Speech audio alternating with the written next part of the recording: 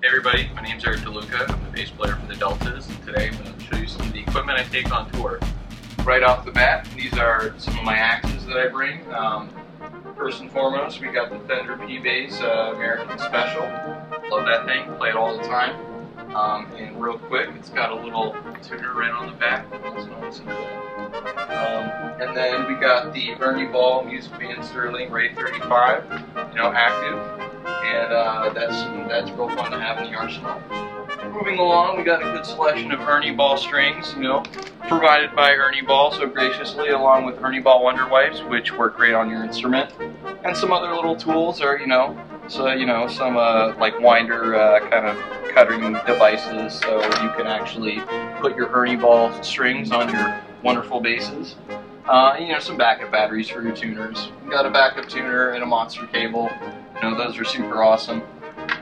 Moving along, I don't really use a whole lot of picks, but Ted Siegel does, the guitar player for the Deltaz, and it's always good for bass players to carry the same picks that your guitar players use, because they can go, hey man, you got a pick? You got their pick.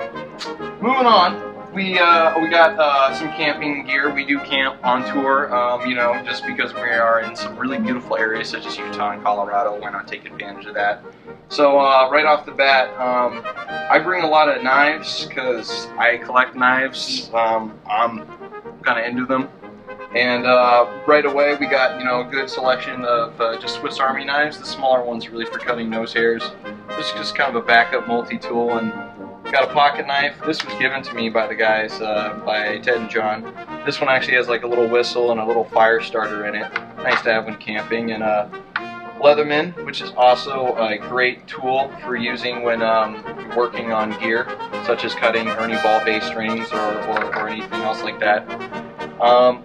Then we do use tents, or at least the drummer and I do. We don't sleep in the back of the car. So it's nice to have a good mallet and aftermarket stakes, because the other ones are really shitty.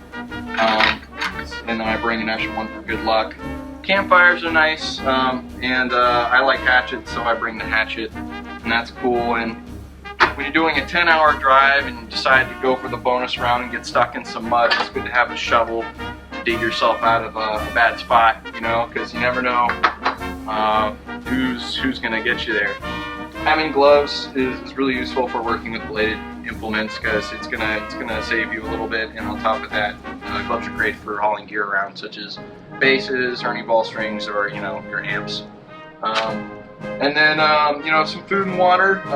We got some water here, water purification tablets, just in case you get passed out in the middle of the woods and you're gonna be drinking that water out there.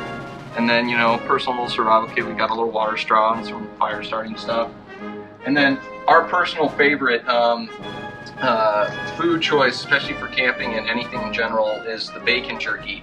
Of course, the bacon jerky didn't even survive last night, so we have to re-up on the bacon jerky. More bacon jerky to come.